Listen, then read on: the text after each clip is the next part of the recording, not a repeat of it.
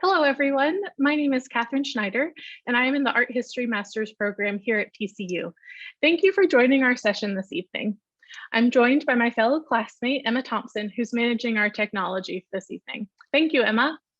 Tonight, we're hosting the second session of our educational programming for our faculty exhibition, entitled Interpreting Renditions of Nature, Community, and Self. The exhibit presents 26 works of art by the artists of TCU's permanent faculty in the School of Art. The artworks in this exhibition represent the practices and interests of 11 individuals. Their art becomes a mode of communication, and each artist offers a distinct voice as they explore their relationships with nature, community, and self. This evening's session focuses on our theme of self and is organized in a panel format. Following the prepared questions, we'll close with questions from the audience. You should be able to just submit them in the comments on the Facebook video. So go ahead and prepare your questions. To lead our discussion, we're joined by Dr. Frances Colpitt. A specialist in American art since 1960, Frances Colpitt holds the D.D. Rose Chair, an endowed professorship in contemporary art history at Texas Christian University in Fort Worth. She is a corresponding editor for Art in America and the author of Minimal Art, The Critical Perspective, and Abstract Art in the late 20th century. She is the author of Entertainment, Contemporary Art's Cure for Boredom, and Boredom Studies Reader, and the lead author of a monograph on Texas conceptual painter Vernon Fisher, published by the University of Texas Press in 2010. Her writing focuses on abstraction, and in particular, its history and current practice in Southern California, which she has explored in several publications, including Hard Edge Cool and Birth of the Cool, California Art Design and Culture at Mid-Century, and In and Out of the Studio, in Under the Big Black Sun, California Art in the Age of Pluralism, 1974 to 81, organized by the Museum of Contemporary Art in Los Angeles. She is currently working on a book on postmodern abstraction. Dr. Colpitt has organized numerous exhibitions of contemporary American art at venues, including the University of Texas at San Antonio Art Gallery, San Antonio's Art Space, the Art Museum at the University of California, Santa Barbara, Fisher Gallery at the University of Southern California, Blue Star Art Space, the Phoenix Art Museum, and Fort Worth Contemporary Arts, TCU's off-campus gallery. Welcome, Fran. Thank you for joining us to lead our discussion. And then our panelists tonight are Amanda Allison, Lynné Bowman Cravens. So welcome to our panelists. I'm going to go ahead and hand it over to Fran to now moderate our discussion. So if our panelists and our moderator, if you wouldn't mind sharing your webcams and unmuting, we can go ahead and get started. Thank you, Kathryn, very much. Thank you, Fran. And congratulations to all of the first-year MAs on what looks like a really good show. I'm very impressed with what you've done. The installation looks gorgeous, although I have to admit I have not seen the show yet, but all the materials documenting the exhibition are really wonderful. You guys did a very good job. And thank you, Amanda and Lynné, for joining me this evening for this discussion. As you two were warned, I didn't warn Kathryn and Emma, but I want to take issue with the concept of the self in total that you have used to categorize Amanda's work and Lynné's work. Now, they might not agree with me, but I have had, any graduate student who's ever worked with me knows that I have issues with the notion of art as self-expression. It seems like that comes up every semester I teach a graduate seminar, and it's something that I think is really worth debating, mostly because the idea that art is self-expression is commonly held. It's commonly held by the public that art is self-expression. So I just wanted to sort of lay out some of my issues with the concept of the self. I don't blame you for categorizing Amanda's work and Lynné's work as related to the self or renditions of the self at all. It's just that there's a couple of thoughts I had about the self. At first, when you asked me to moderate this panel, I thought that's the farthest thing from anything I'm familiar with, or that I don't deal with this issue of art as self-expression. But then I thought, well, this is a great opportunity for me to kind of raise some issues with the presumption that art is self-expression, that is definitive of what art is.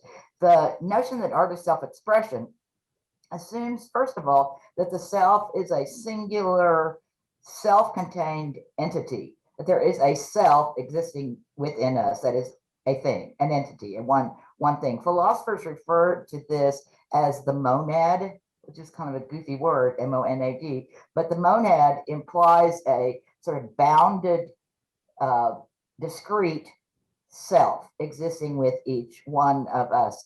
The literary critic Frederick Jameson describes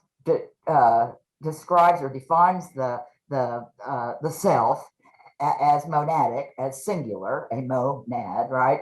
And he points to Edvard Munch's The Scream as a picture or an illustration of the monad, right? That big old head, and the little body and the scream echoing out and so forth. That is the monad. That's the singular, discrete, bounded self that is presumed in the notion of self expression. So that's something to keep in mind. It's sort of an irrelevant concept today, but it was certainly relevant in the earlier 20th century. The whole notion of art as self-expression is formulated in the late 19th century. Prior to the 19th century, nobody would have talked about art as self-expression. Nobody would have said, Leonardo is expressing himself, Michelangelo is expressing himself, or Rembrandt is, Rembrandt might be a little on the edge, but most art before the 19th century was not considered to be self-expression. It was based on very ancient traditions of art as imitation, that what art does is reproduce, represent nature, observable reality. But this comes about in the 19th century, the idea that art is self-expression, to replace the notion that art is imitation, since art was no longer imitation. It explains the notion of self-expression, explains the work of Van Gogh, for example, right? That is, Van Gogh is expressing himself, and that's the classic example, now classic example of self-expression. It also explains Gauguin, it explains Matisse, that those artists are not interested in representing observable reality or nature or using a naturalistic style, but instead what self-expression does is explains to a public who can't imagine what are these artists doing. What is Matisse painting his wife with a green face all about? Matisse's wife doesn't have a green face. How can he be doing this? And so this concept of self-expression comes about as a way of soothing, I think, a bewildered public who doesn't understand modern art and doesn't understand the idea that art is no longer committed to the function of imitation. And it has a brief history. It's not something that goes back to the Renaissance. The notion of art as self-expression isn't ancient. It's modern. It comes about with the development of modernism, and it justifies the idea that and I'll talk specifically about painting. What painting does is that it conveys feeling and emotion. Painting is not about reproducing an ideal landscape or representing the idealized female form. The painting is about expressing feelings, communicating feelings to the viewer, and it's a satisfactory definition at that point, as the notion of art shifts from imitation to expression. It makes perfect sense, and I think I still treat Van Gogh's work as a matter of self-expression. That's why his paintings look the way they do, where he was expressing this monadic, this singular self that inhabited Van Gogh. Finally, I want to just mention the idea that in contemporary thinking, the self is not a monad. The self is not some discrete, bounded entity within each of us. We have our own selves, right?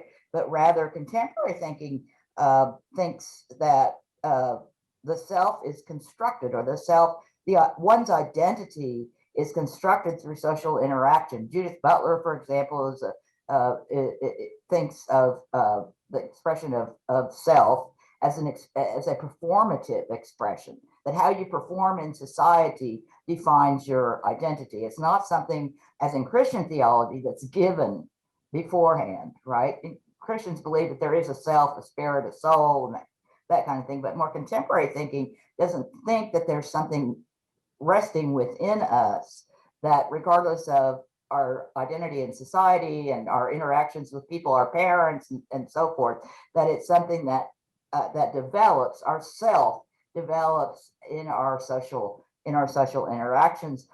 Probably the classic text on the constructed self is Roland Barthes' Death of the Author from 1968, where Barthes talks about the fact that we don't look to a work of art to tell us about the artist at all, but the artist doesn't, according to Barthes, the artist doesn't exist before his text or her text. It's the text that creates the artist. So I'm just suggesting that the whole notion of artist self-expression it has been challenged in more recent thinking.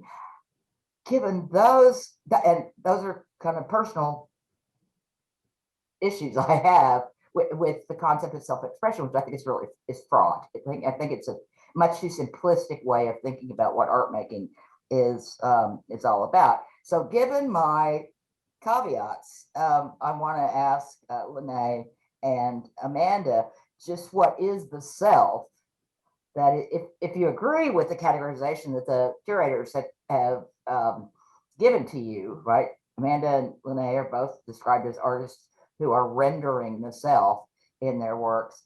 Just what is it that is being expressed? What is that self, and where is it? Where does it come from? What is it the source of your work? And then maybe also addressing in that question, what is the relationship of yourself, your artistic selves, to viewers? What does the viewer gain from knowing Lynné's self, for example? Lynné?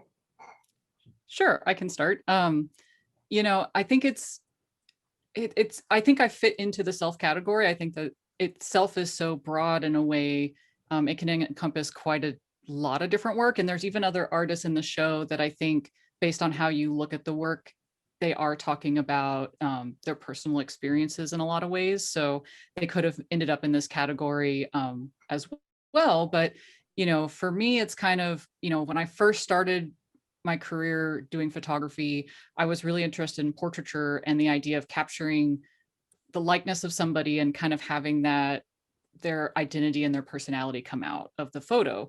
And the more I photographed people and other people, I realized, at least I was like, that's not possible in a lot of ways. Like, I know so much about these people because they're my family and my friends, and me hanging that picture up, like, you might gain something from their exterior, but you're not going to know who they are as a person. And I thought that was really interesting in a way where, I had pictures up in my dorm room and my roommate had pictures up, and I was like, I don't care about her pictures. Why don't I care about her pictures or those people? Like, there wasn't anything compelling in those images to tell me who they were. And so, I think the longer I've been practicing artist, I've moved away from the two-dimensional piece in a frame, the flat plane, and moved into more three-dimensional work. And in this, you can see two of my pieces, the sculptural piece that's suspended above a pedestal, and then the piece right behind it, which is a layered piece. So there's two different planes with an image on it. So for me, a lot of my work is about my experiences, and not just with what has happened to me in my life so far, but also about the experience of material. And I know we'll talk about material later, but kind of how material interacts, and that experience of seeing, two pieces of like the piece in the background, the sheer transparent piece over an opaque different photograph, and how the light plays with that, and how when you walk around the piece, the image shifts a little bit, like that experience of kind of that uncertainty in a way. And the piece that's on the pedestal, it spins when you walk past it. So as soon as you as a viewer walk up to that piece, you become part of the movement of that piece, because it's so light and airy, it can't help but move. And so, you know, a lot of my work is not just about my experience, but about a viewer's experience with the imagery, the context of the work, and the materiality of the work. And I feel like a lot of my work, I'm really trying to deal with my experiences. And so I am using myself, my personal body, for my images, partially because a lot of my work nowadays I do in the studio. I do some weird Photoshop later where I'm chopping up the body to make the images similar to the piece with the pedestal. And that feels weird to do to somebody else's body in a way. So I've kind of used my own body to be the you know, analog for that experience. But you know, I do photograph other things now. Like I've been doing some landscape is what I'd call it, but I'm also manipulating the landscape to more talk about my experience of what that landscape was like being in it, and not so much what it, not like I'm not trying to represent it accurately. I'm trying to represent what it felt like to be in those landscapes and kind of the experience that that was for me. And so I think that's maybe more where my work fits into the self, is more about translating my experiences into art. And hopefully other people, I know no one's really ever had a unique experience that nobody else in the world or history has ever had. Not very many people have had those experiences. So I know that my work might not pertain to everybody, but some people will find common experiences that they've had in my work. So I'll hand it off to Amanda now. Let me just say that's a really good point, that other people may have similar experiences. I mean, I'm always worried about, you know, why would the viewer care what your experience is or what your feelings are? And, you know, what makes your work communicable and important for a viewer, not just for you, right? Mm-hmm. And I think as an artist, that's like a thing you have to figure out as you're making work, how much you care about what the audience thinks and who you're making the work for and where you're showing the work. You know, I think those, and every artist I think has a gradation of what that means to them in a lot of ways. Very good point. Amanda, do you have any thoughts on the self that you're rendering in your work? Yes, just like Lynné, I do see myself fitting squarely in this category. When I create art, it is primarily investigation and discovery. I like to think of a phenomenon or explore something that's occurring in my life through materials. And I want the viewer to see that exploration. I want them to see the rough edges. I want them to see the way that the materials have been touched and crumpled and changed and altered. So yes, I do feel like I'm squarely in that area of self, because I use the art process as a tool for observation, for reflection, and for change. Amanda, do you have any ideas about what your self is? I think that myself is a collection of layers, a collection of folds, a collection of cuts, a collection of, yeah. Good. Many things. And that, like Lynné says, that appeals to viewers, right? Yeah, yes. I want them to see the construction of the piece and the hand in there. Yeah. I think that makes really good, perfect sense.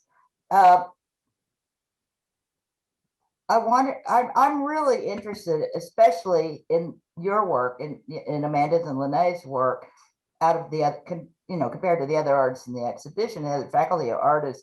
I'm interested in your very inventive and exploratory uses of multiple. I know Amanda lists her materials as mixed media, and I think Lynné might too. I'm not sure. You might say photograph and something else, but you really you're working beyond the modern paradigm, the modernist paradigm of painting, sculpture, photography, printmaking, you know, as discrete genre that in the 20th century, so many artists relied on. You know, you were a sculptor or you were a painter, or you're a photographer or you're a printmaker. You know, this idea of mixed media, what you all call mixed media, comes about in the 50s and 60s with people like Robert Rauschenberg right? Who just combine all kinds of things and reject all modernist idea, which is why a lot of people consider Rauschenberg the first postmodernist. I don't, but that's, many people do view Rauschenberg's combines in the 1950s as a rejection of modernist medium specificity. And so both of you, it's interesting. I don't know how that connects to the idea of the self exactly. Maybe you do, but it's interesting that you use whatever it is you need to express the self. You have no, there are no limitations to what medium is or the genre is. So I'd just be interested in some, I'd love to know how artists think about the work in the studio. Why do you decide, Lynné, I'm looking at the picture on the screen, Lynné's using a photograph of her hands, which she's folded and floated above the box of the mirror and all this stuff. And there's all kinds of materials, and Amanda's using that. I love that box piece with the box on the bottom and then the box sort of building up with the text from your journal and all that. That's so, that piece, mind, body, and spirit. It's so interesting to me because it's not a sculpture exactly. It's not a photograph exactly. And I just wondered how you think about when you go into the studio to make an object, how do you grab netting, or how do you grab a photograph? How does that come about? Amanda? Well, I think you hit it on the head when you said, Fran, that you use the materials you need to. And I think for myself, I need more than one material to express the idea. And as I am making artwork, it's an embodied experience. And so I may have an idea of what materials I'd like to use, and I may set those out, but I let the experience of being in my body and creating the art and going through those ideas, I let that dictate the media or even the processes that are needed. In the conversation piece, the painting that has all of the cuts and the stitches and the transparencies, that evolved. I knew I wanted a long canvas because I wanted a chronology, kind of a sequential story being told. But as I got into the story, I knew that at some point I needed to make some cuts in the canvas. And then as I got further into the story, I needed to make deeper cuts. And I knew that I needed thin wire at the beginning. And as the cuts got deeper, I wanted heavier wire. And I wanted wire at the very last that could not hurt your hands, but that you could feel, and it wasn't pleasant to feel. I didn't know at the outset that that's what I was going to use. But as I'm rolling through this idea in my head and knowing what I want to explore and exploring that, then I find materials that help me to say it. Oh, I can't hear you. Let me say one more thing, Amanda. This is so interesting. Do you have all these photographs on your computer, and this is a journal entry also in the lower right corner? Do you have all this stuff at hand, or do you think about it then you go out and get it? Both. This was a piece about my mother and a conversation that I wanted to have with her after she passed away. And so, yes, I printed out a picture from our wedding of her, and I printed out a picture of the birth of our son.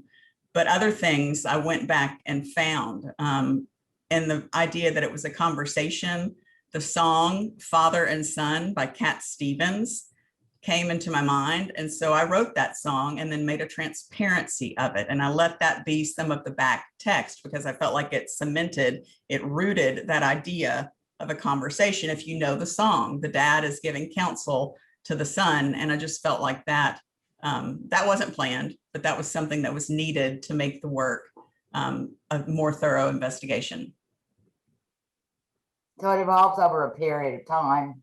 Mm-hmm. And it's almost what you're saying, it's almost improvisational. You start the work about your mother, but then as you develop it, you begin improvising and saying, oh, this would be good here. This Cat Stevens song would be good. And this photograph would be good.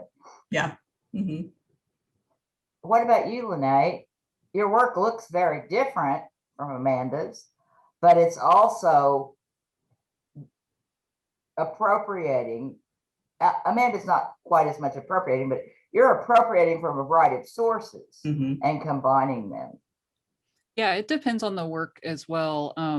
I agree with a lot of what Amanda said. Like, I think that, you know, you have ideas that you want to explore, and then sometimes you find things that aren't right for what you're doing at the moment. And so you kind of set that aside, and then that kind of ends up being its own thing later on, that you end up doing more and more research, whether that's in your family archive or, you know, something like that, to create more work. And it's funny because my mom is a painter and she has an MFA in painting. And so I grew up doing painting and drawing and sculpture and ceramics. And she was always trying to make sure I had access to art education and different mediums and stuff, because I did not have art programs in my schools growing up.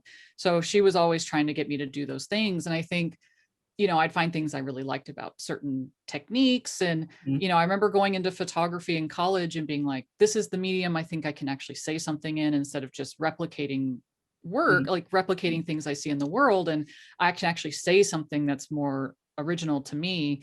And the more I dealt with photography, the more I got, I felt like the frame couldn't contain what was trying to be said anymore. And and I love I love analog photography. Like, I'm trained in analog photography. I did most of my undergrad as in the darkroom doing black and white and color film processing and printing. And I think that's just such a special thing and I love to do those things. I'm trying to figure out how to add that back into my practice again. But with digital, there's just so many options with printing on different substrates and materials, and you can make those into lots of different things, which I love so much about photography.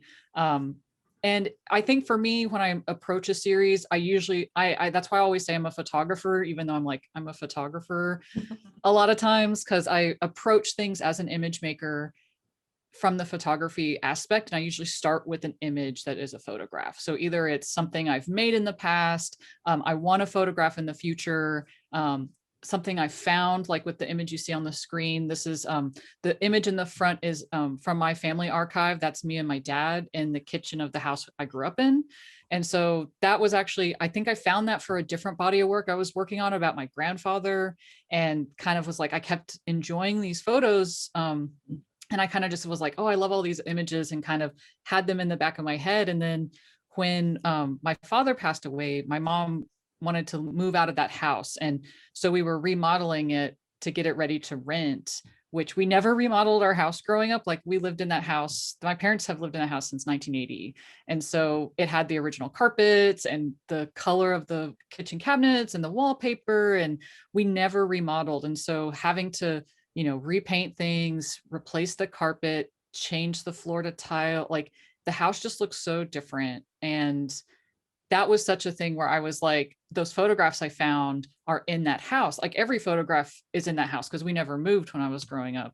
And so then I became really, you know, this other family member I kind of didn't even think about existing, which was the house. Like, what kind of memories are stored in that space? Oh, wow. And are they there? Are they gone now that the space isn't inhabited by us and our things? And that house had a pool in the backyard, and my mom filled it in because she was worried about renters and things like that. But when we did that, I saw it once without the pool, and it's like a family member died, not having that. Like, I know it doesn't exist anymore. And so photos of the pool are so surreal, because I know it's gone forever. And so it's little things like that, you know, the original photographs came from a completely different, I mean, I think all my work is very related, but this other body of work that was about a completely different person and an older archive of images, but still finding these things that I was like, you know, there's some really beautiful imagery here. And, you know, then having that moment of experiencing this loss and trying to make heads or tails of that experience. Yeah. I don't know. I feel like I got off track, but I think with the materials. No, exactly. What I wanted to ask about, Amanda already talked about materials, I guess, but what the next, you know, refining it down question is photography. Because both of you use photography as a central aspect, central medium, let's say, in your work. And I just wondered what photography means. I mean, what's the purpose of using photographs? That's the big question. I think, I mean, Why not oil photography, paint? Why not yeah. oil paint, for example?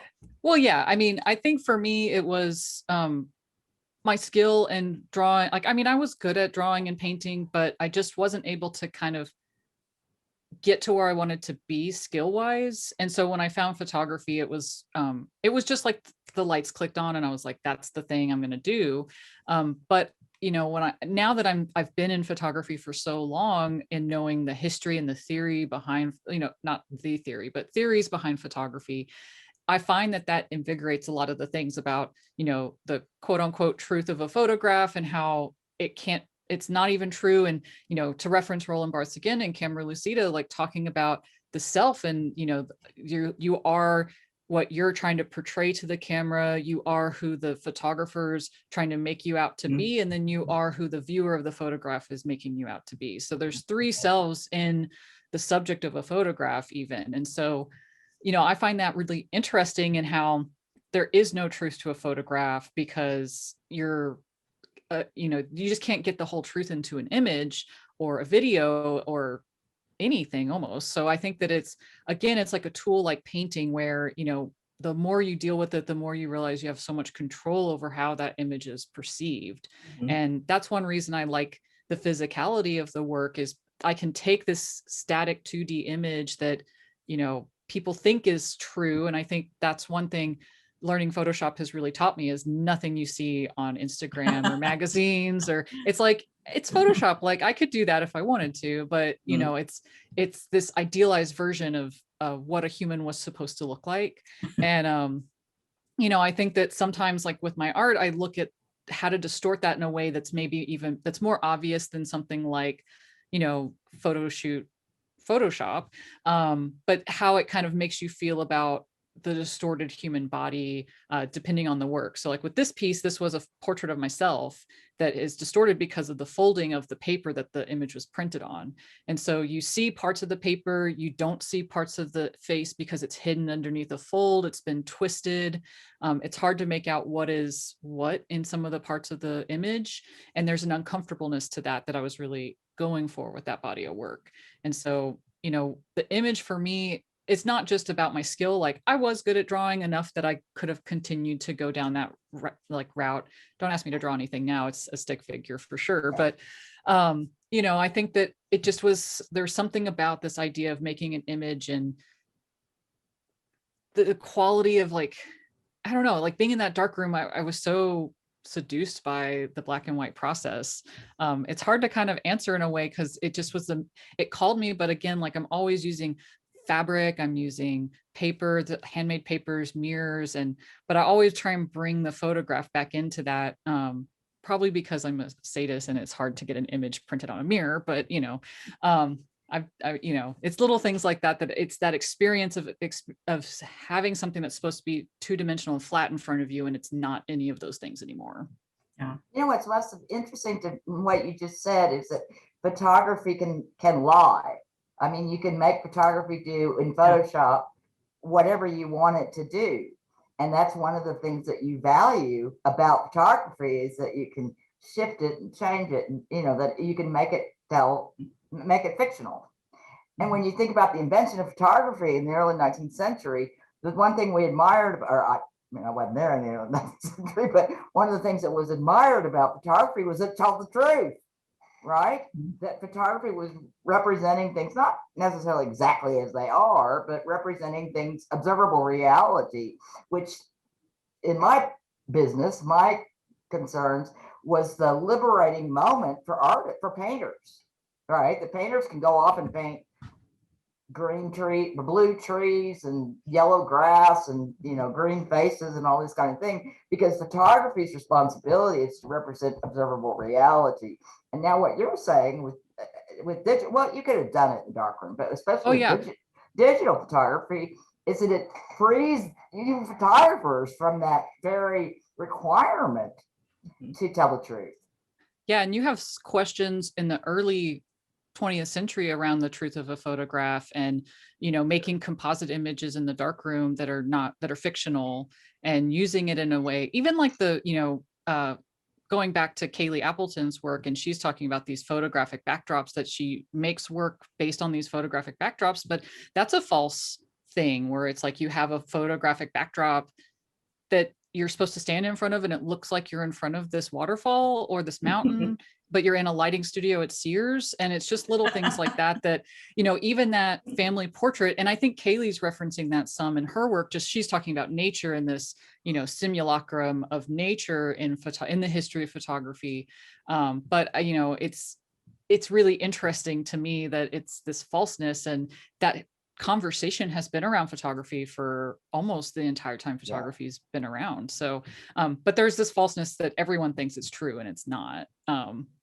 It's just like any other medium. Like you can have, you can paint anything you want to paint, you can draw anything you want to draw, and it's like you can make a photograph do what you want it to do. Especially now, it's super easy now. I think one of the landmarks, I showed this slide in all my lower division art history classes. TV guide cover in the late 1980s that was supposed to represented Oprah Winfrey after she'd lost 100 pounds. Amanda might remember this. It was Oprah Winfrey in this very svelte, in an evening gown, kind of a purple sequined evening gown, skinny as a rail, like 120 pounds or something. And it finally was, so we thought it was Oprah Winfrey lost all this weight, get on Oprah Winfrey's diet. And it turns out a couple of weeks, it was revealed that it was Oprah Winfrey's. This was the beginning of Photoshop. Photoshop wasn't actually public, but professionals had it. And so it was Oprah Winfrey's head on Anne Margaret's body. You guys don't remember that? That's like a landmark Photoshop. Wow. It's an amazing photo. I was alive. I remember seeing that TV guide on the checkout stand, you know, at the grocery store, and think, man, that Oprah, she lost a lot of weight. She looks great. Amanda, what do you think about photography? Why do you turn so often to photography? Well, I think it's really interesting that Lynné again brought up the point about photos being essentially what you want them to be. You know, they can be, you can mold them, they're constructed realities in a lot of ways. And I feel like the way I like to use photographs is to deconstruct them. I am intrigued by the transparency of images. And so that's something that once I discovered that process, it just opened numerous doors for me. I think like in a photograph, you can put words behind that photograph that might have shown the emotion there or the intent of the actors in the photograph, other colors, materials.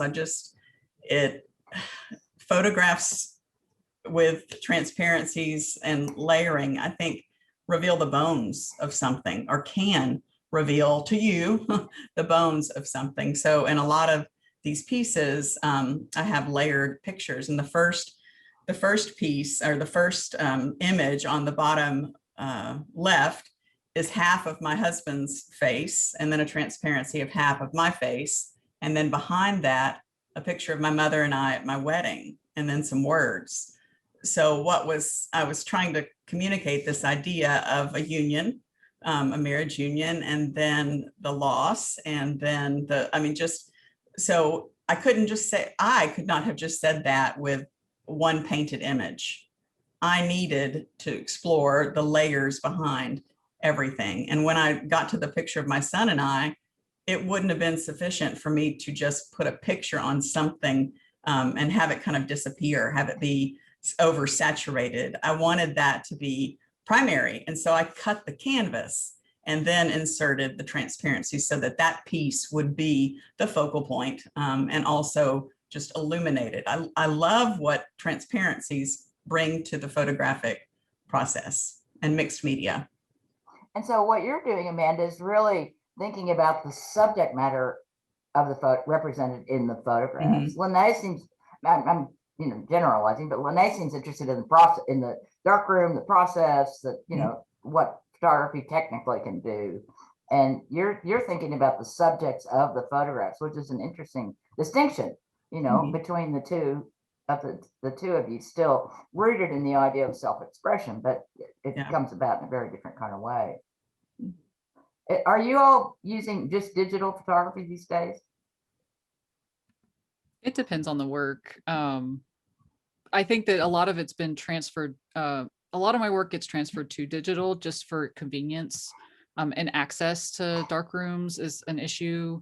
You know, that becomes a big thing, and digital's, you know, easier to work on at my house and take to a lab to print or send a file to somebody to print. You know, with the image of my dad and me in the kitchen, like, actually the background image was also shot on 120 color film as well.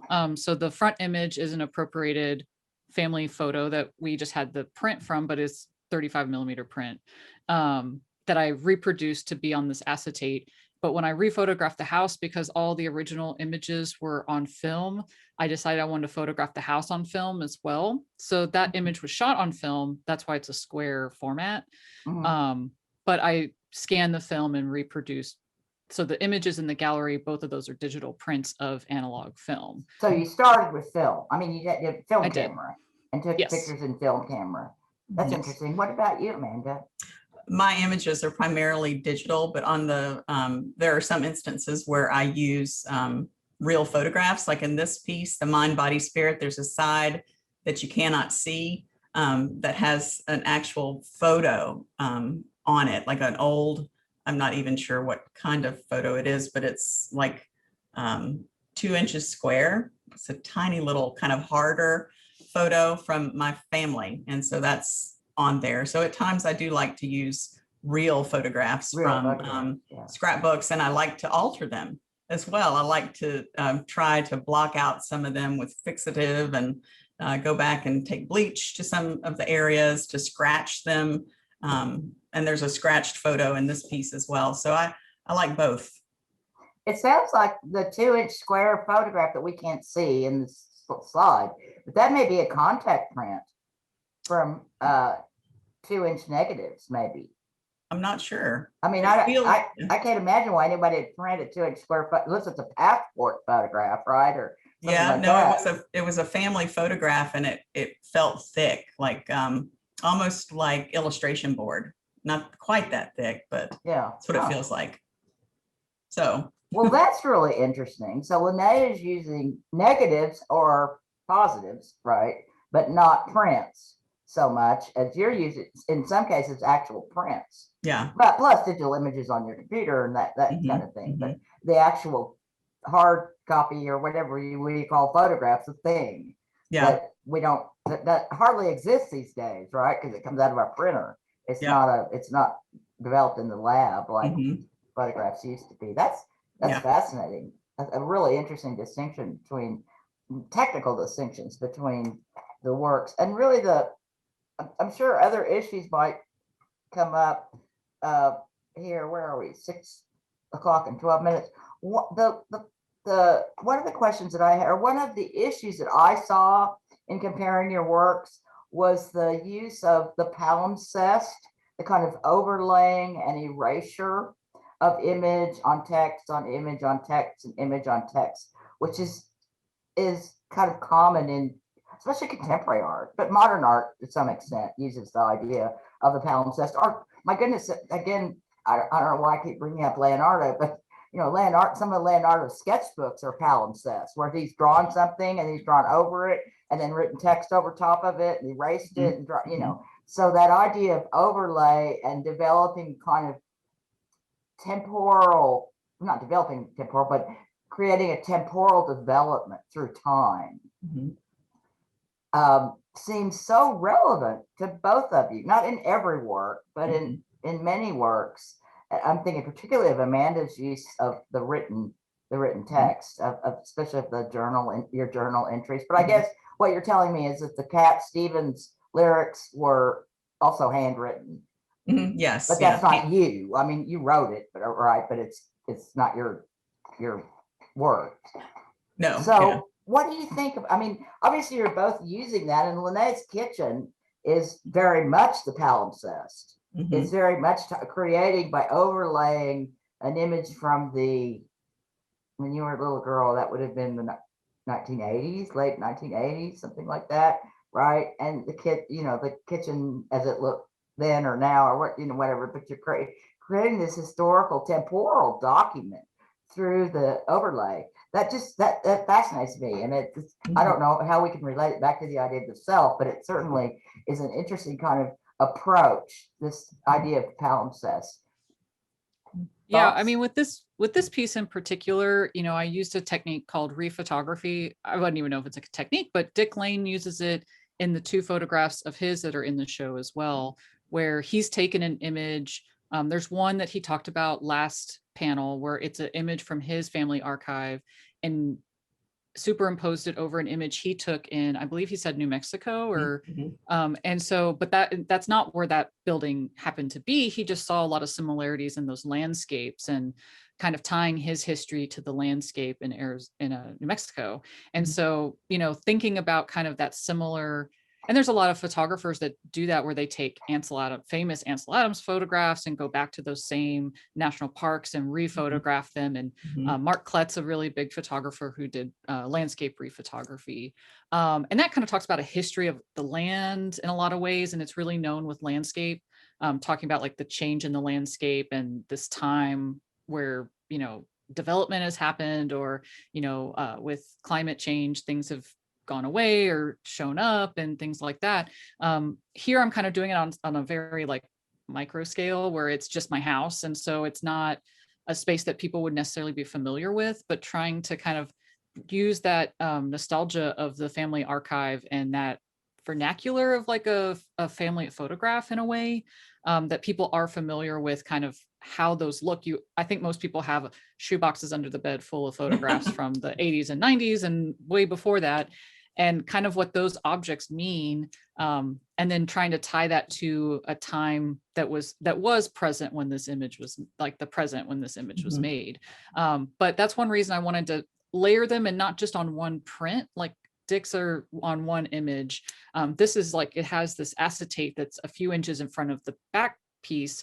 So when here it looks like it's just layered as a single image, but when you see it in the space, there's that space between the 2 prints. And so when the light hits it, it kind of projects the colors from the ink like like slide film almost, where it's this beautiful little slide film is so gorgeous in itself, just as like a little stained glass window. And so you have this like the light projecting this memory onto the background, but it's not actually on that photograph that's in the background. And this was a body of work I played with for years. Like the original photographs from the back were taken like 4 years prior to when I was actually able to complete this piece, because I just couldn't figure out.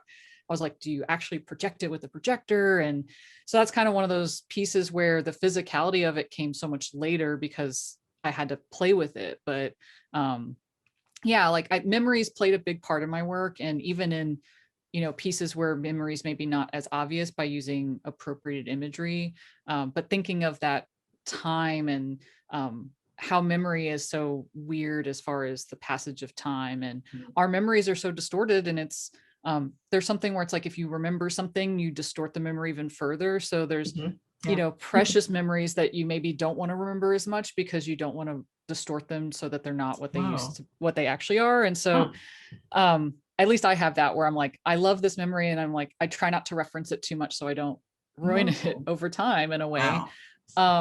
But it is like, you know, for me, it's like, there's also the saying where you shouldn't take photographs because you'll remember it if you're experiencing it. And I'm like, no, like I look through my old photographs. I'm like, oh, I forgot about that. Like, wasn't that such a nice day? Or like, oh, I forgot so-and-so was at that like event and it was so great to see them. And it, like, for me, it's almost the opposite of that saying where it's like, it reminds me more of my life in a way that I can't contain all that memory in the front of my brain. So yeah, I feel like those are like some of the things I continually refer to when I'm making work, and the physicality comes in later when I start figuring out how to get it out of my head and onto something to become art. Yeah. So Fran, I believe we have time for one more question from you before we hand it over to Emma to facilitate the audience questions. Okay, let me ask Amanda about the use of the palimpsest, I guess it's a device, let's say, of the palimpsest, of overlapping, overlaying, and how that is useful in your work. Yeah.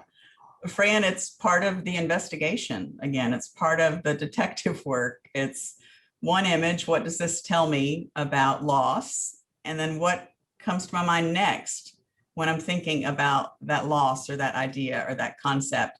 And then what do I want to say that I can say easily with a photograph or with a page from the journal. So it's very, very much intuitive, you know, and there's a need for me to do that. I don't know what that means, but it's hard for me to just express something with one image. Sounds really psychological. Maybe so. If there are any counselors out there that give TCU discounts, I'm ready. Calling Dr. Freud. So, yeah, no, it's layering is necessary for me. Yeah. I think that's really interesting. So Kathryn, you're going to take it over now? Yes, well, first of all, just thank you so much, Fran, for facilitating our conversation. I really appreciated the lead in that you did at the beginning to sort of establish your stance on the theme of self. And then I felt like that really fed into the conversation, and having Lynné and Amanda respond to that. I'm actually going to hand it over to Emma Thompson. She has been watching the Facebook Live stream to see for our questions that have come in from the audience. So Emma will read those questions out to you. It might be questions for all of you or for individuals. So thank you, Emma. Awesome. Thank you, Fran, for the wonderful discussion. We have a ton of questions from the audience, so thank you everybody that submitted. If we don't get to your question, I would like to apologize in advance. So the first one goes to Amanda. You spoke repeatedly about the investigation you go through when you make your art. Would you say that your process is more important to your art making than the final product? No, I wouldn't say more important. No. Okay, awesome. Lynné, what role does distortion of the body play in your work, specifically of your own body? Yeah, so a lot of my work has kind of transitioned to my body in a way to talk about kind of my internal experiences and kind of things that I feel for where I'm at the time of making the work. And so back before I really got into being I would say a contemporary artist, I had cancer and had to deal with my cancer treatment. And so my experience and my relationship with my body changed quite a bit during that, and becoming so hyper aware of things. And then also, you know, kind of coming to terms with, you know, I think as a woman, loving your body and trying, that's never I did it, yay, it's over. It's always like it's going to change, and trying to find a way to feel comfortable in your skin. And so it's a combination of all of those things, but it's kind of just experiencing trying to say different things. And so with the piece where it's the origami is obscuring the face, that's really at a time when I was in grad school and I was going through a lot of stuff. I mean, grad school is already so extreme. Y'all know this. It's so extreme emotionally. But then also I had a lot of family things going on that were stressful, and it was a lot to take in. But also being in school and trying to be professional and seem like I'm very put together in that environment while I'm simultaneously having a really hard time.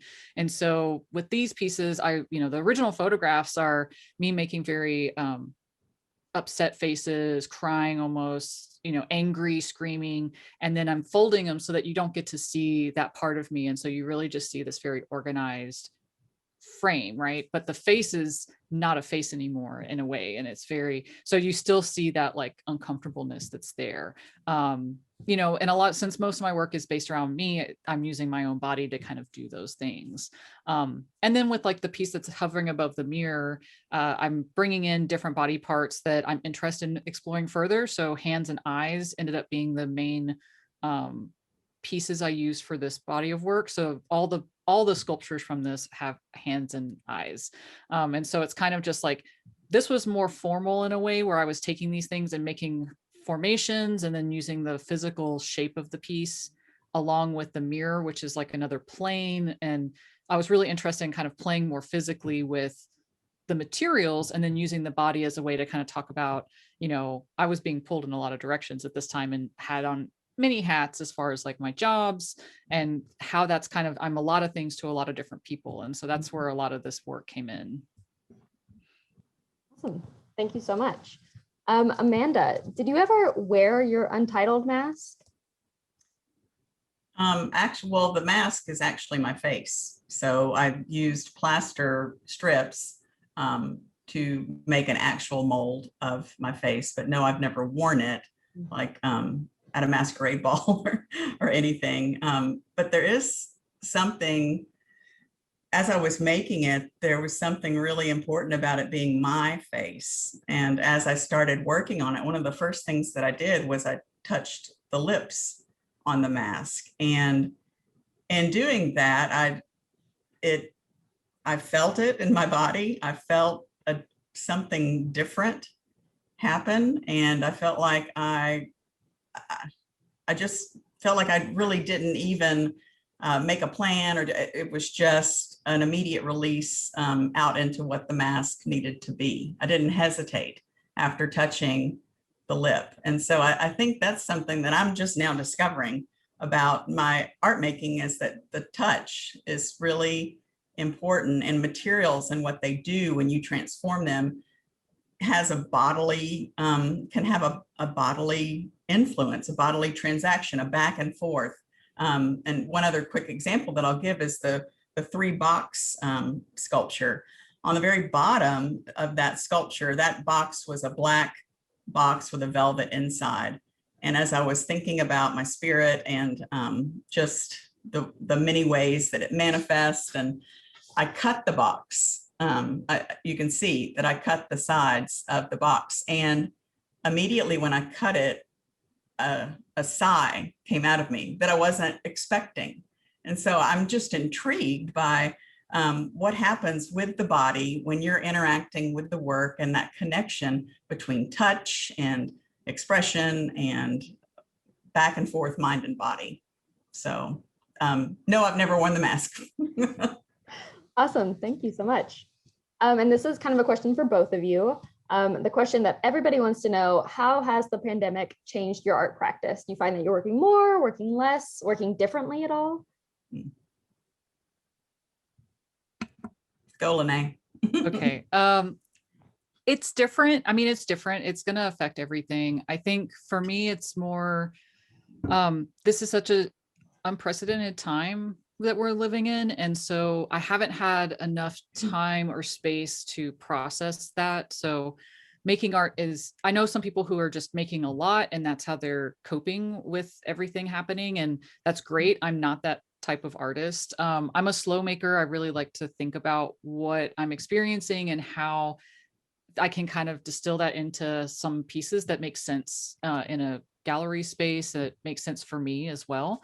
I'm also working on a public art project here in Fort Worth. And so that's actually taken up a lot of my mental space, is trying to work on that during a pandemic as well, and not being able to meet with my contractors or the fabricators or the engineer in person or my project manager. Mm-hmm. So that's, I had that project before the pandemic, and that slowed my studio practice down quite a bit. So, but I can't blame the whole thing on that. I think it's been really hard, but I did produce some things last year, partially because I was invited to be in a show, and I was like, I have a few pieces I want to finish making, and I'm just going to push through. I feel like I got to a place where I could actually complete those pieces, but it's still processing through what we're in right now. And I definitely have not made any work about this. But so a lot of the work that I've been doing is stuff I had in the works prior to last year. So Amanda. I feel like the urge to create is so much greater than it ever has been for me. I feel like the ideas just don't stop coming, and they have to find expression somewhere. They have to find a home. They have to start on a path. So I have tons of ideas and sketches in a notebook, but have not physically started the works. But there's been just kind of a watershed of ideas like never before, and I presume it's partly due to the pandemic. So. Awesome. We have time for one more question. This one is a late one for you, Dr. Allison. Do you find the gathering of the materials and the time spent collecting and thinking about them be an important part of the artistic process, or are you more intuitively drawn to recent media and materials you have on hand? I think it's more drawn to what is around. And there are times when I will search for something, but yeah, I think it's looking around, appropriating the pieces that I have, yeah, giving them new meaning. I enjoy that. I enjoy changing the meaning of something that I already have. So thanks. Well, thank you all for your participation, not only in today's event, but in the show. I know we wouldn't have been able to create this if we didn't have such compelling art to be able to create a show for. So thank you very much, Lynné and Amanda, and Fran, thank you so much for moderating our session tonight. I did want to just say a point of logistics. We have one more session as a part of our educational programming. It's next Tuesday, same time, same place. We'll be discussing our final sub-theme, which is community. So we'll have another moderator, Sarah Jane Parsons, and then we'll have another set of artists from our show. So I hope you all can join, and thank you to everyone for joining this evening.